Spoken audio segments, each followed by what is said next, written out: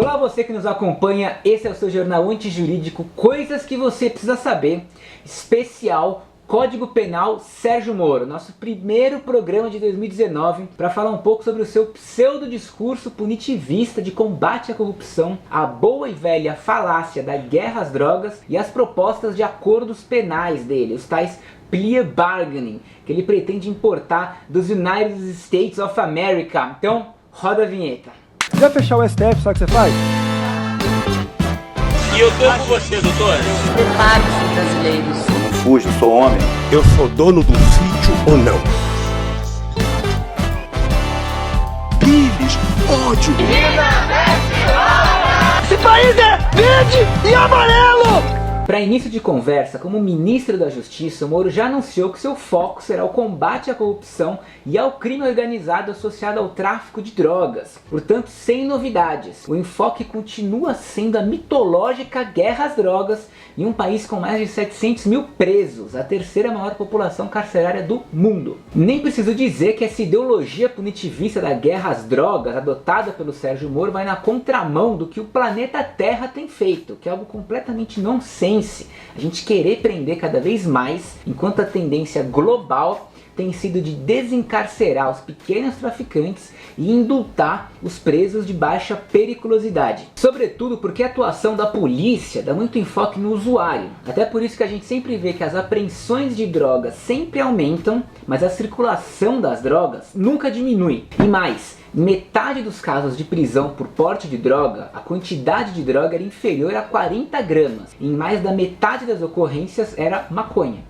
Então, se você imaginar um cenário de descriminalização da maconha, a gente tem da noite para o dia uma derrubada de metade das ocorrências de tráfico. Isso sem contar que já se sabe muito bem o perfil dos traficantes que o Sérgio Moro pretende combater. Só não se tira eles do tráfico porque não há interesse político. O que não falta na verdade é estudo comprovando que o dito traficante é negro, jovem, homem, de família numerosa, chefiada por uma mulher de baixa renda. Ele largou a escola cedo e em média entrou para o tráfico de drogas com 12 anos de idade. Então pronto, tá aí o perfil. O que precisa é criar ações sociais direcionadas para esse público que você resolve a criminalidade relacionada ao tráfico de drogas. É como eu disse no programa anterior, democracia de abolição. Para resolver a criminalidade não é com uma guerra às drogas, é com uma guerra contra a pobreza e o desemprego. Hoje, o Tribunal de Contas da União estima que o sistema penitenciário ideal custaria 95 bilhões de reais em 18 anos. Então qual o sentido de você sequer cogitar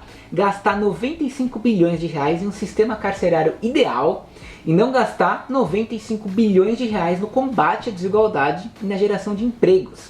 Você tem que ser muito Olavo de Carvalho mesmo. Já no que se refere ao combate à corrupção, justíssimo, ninguém é a favor da corrupção. Porém, no entanto, todavia, esse discurso precisa ser honesto e abordar questões estruturais. Porque a corrupção barra pesada, aquela nível punk rock hardcore que extrapola qualquer valor que você possa imaginar de toda a classe política somada, é na verdade a dos números desviados da dívida pública, da sonegação de impostos e das invenções fiscais multimilionárias. Contra tudo isso, Sérgio Moro não deu um pio. Nada se fala sobre o saque que a gente sofre todos os dias com os juros mais altos do planeta, que só existem no Brasil sem nenhum motivo racional e que estão embutidos em tudo que a gente compra. Ou que tal falar sobre a venda a preço de banana de todas as nossas riquezas, recursos e ativos. O que você precisa entender é o seguinte: o discurso de combate à corrupção não engloba nada disso. Ele foi enlatado de modo a se restringir apenas aos políticos. Os outros tipos de corrupção passam longe de ser uma possibilidade de pauta do Ministério da Justiça, porque sequer são encarados como corrupção. E não que sair correndo por aí com mala de dinheiro na rua ou alugar um apartamento só para estocar o dinheiro que você roubou não seja algo completamente condenável e um absurdo total. Mas esse espetáculo é só a ponta do iceberg. E é isso que é explorado, porque isso não afronta o sistema, não abala as estruturas. Isso é só boi de piranha. E agora com o Bolsonaro eleito, essa onda punitivista conservadora e essa visão limitada sobre guerra às drogas e combate à corrupção vai acabar se irradiando mais ainda da política para o judiciário. Porque como eu digo em quase todos os programas desse canal, o direito é um braço da política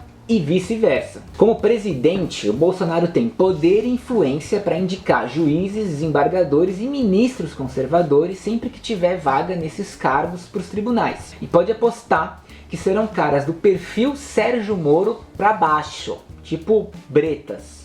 E ainda sobre o conservadorismo, o mais básico que você precisa entender é que as leis foram produzidas no passado, por valores dominantes naquele tempo e naquele contexto. Então o direito ele tem esse compromisso com o passado. Por isso que o direito e a justiça são na essência conservadores. Então a merda que acontece é que esse conservadorismo se emaranha no discurso jurídico de um modo que o conservador é visto como neutro, porque ele só está dançando conforme a música. Qualquer juiz, promotor, ministro que desafinar esse coro dos contentes vai ser perseguido pelos próprios pares, acusado de ser ideológico, de esquerda, muito progressista ou qualquer coisa do tipo. Para você ter paz no judiciário, você precisa ser populista. Sua sentença precisa agradar o maior número de pessoas possíveis, mesmo que para isso signifique fazer altos atropelos constitucionais. O que importa no fim do dia é a sua reputação judicial, os interesses que você defendeu e o prestígio que você conquistou. E por fim, o mais recente anúncio do Sérgio Moro são seus planos de importar os acordos penais dos Estados Unidos, os tais plea bargaining, a negociação entre acusação e acusado para se declarar culpado em troca de uma sentença menor. E isso valeria para qualquer crime de furto, assalto, homicídio e corrupção cometidos por uma única pessoa e sem envolvimento de organizações criminosas. Primeiro, os americanos têm a maior população carcerária do planeta, que é composta essencialmente de jovens, negros e latinos. Então se tem um lugar que a gente não deveria se espelhar, definitivamente é neles.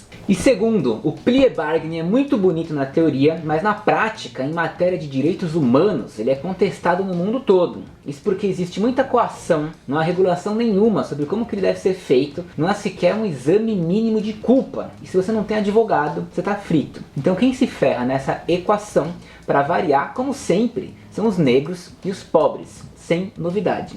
Hoje, os próprios americanos, para você ter uma noção, estão revendo esse modelo de plea bargaining deles. Enquanto isso, a gente está querendo copiar o bagulho aqui. E tudo isso, como sempre, em nome do populismo penal midiático. Não importa se está dando certo ou não, se há evidências contra ou a favor, o que importa são os aplausos e os votos. O governador do Rio, o Whitney Wilson, quando eu estava na faculdade, o TCC do cara foi sobre alternativas para aplicação das penas privativas de liberdade.